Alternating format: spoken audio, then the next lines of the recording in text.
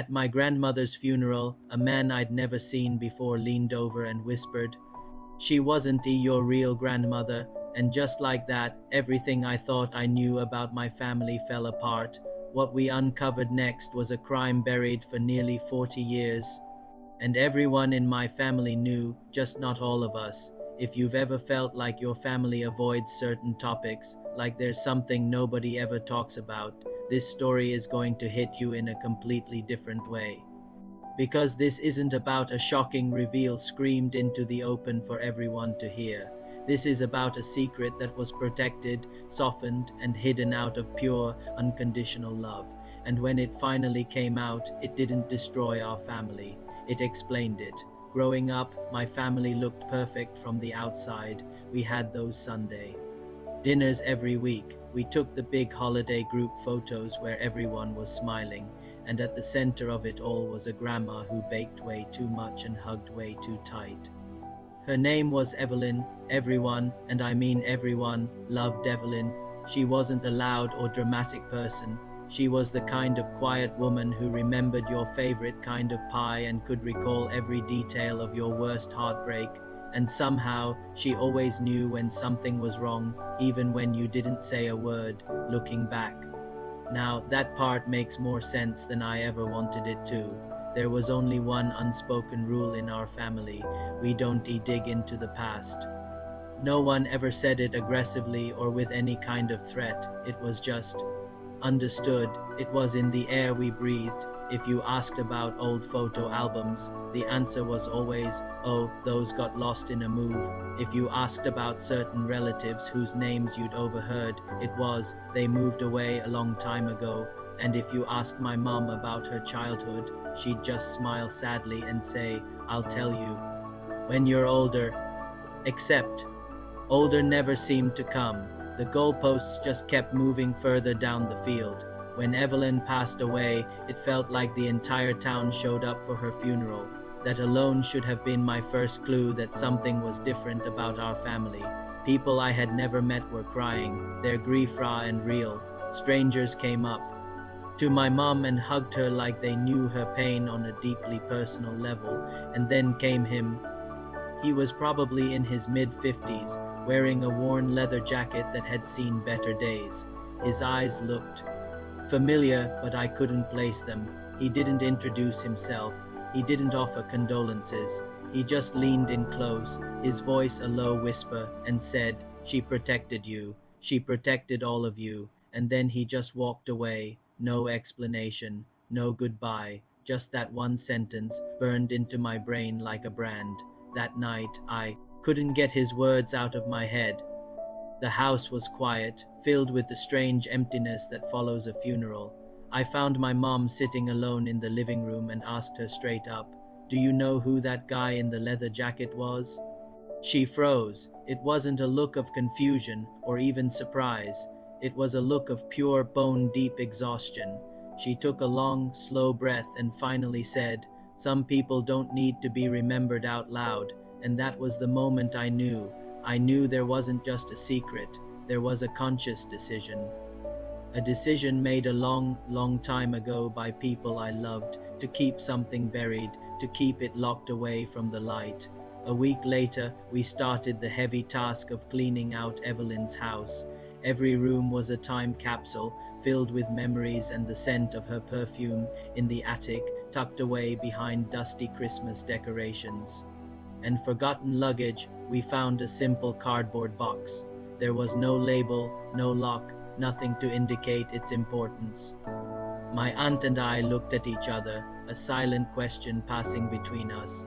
We opened it. Inside, neatly filed, were court papers, old police reports, and a stack of yellowed newspaper clippings.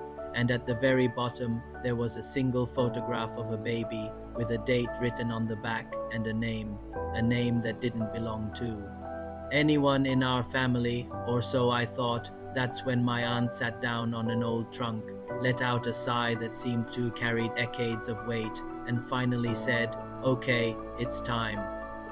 The story she told us felt like it was from a movie, not from our quiet, ordinary lives. Back in 1986, Evelyn's younger sister, a vibrant young woman named Marianne, went missing.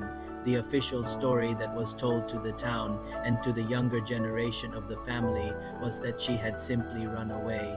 But the real story was much darker. Marianne was pregnant and terrified. She was involved with a man who had a known violent history.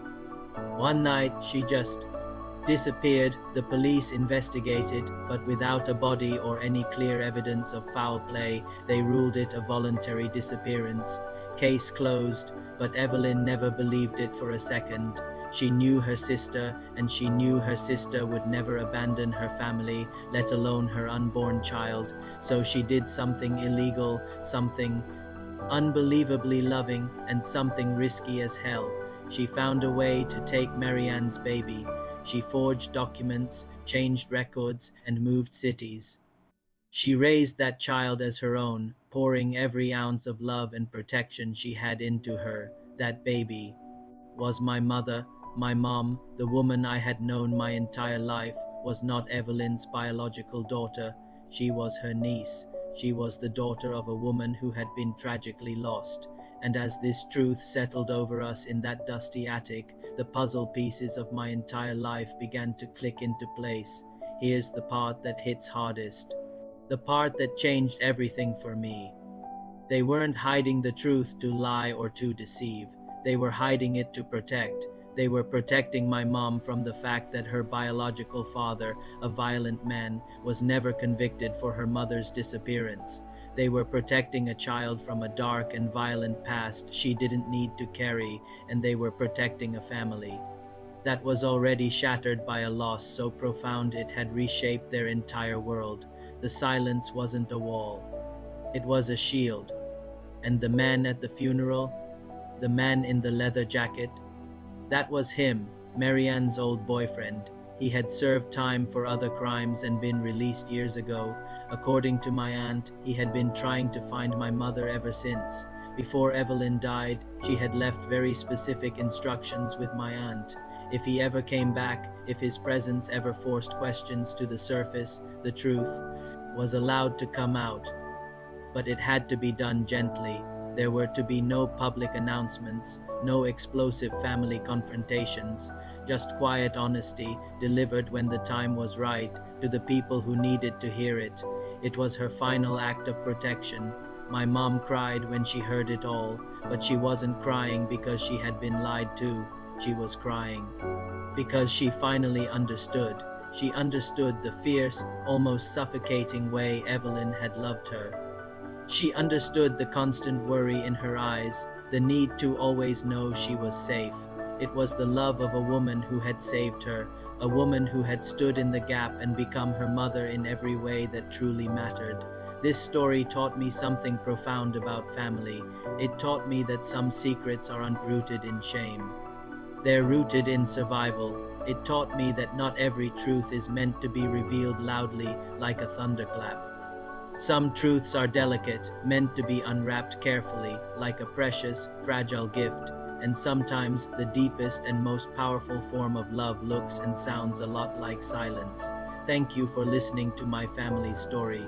If this resonated with you, please consider subscribing for more stories about the complicated, beautiful nature of human connection.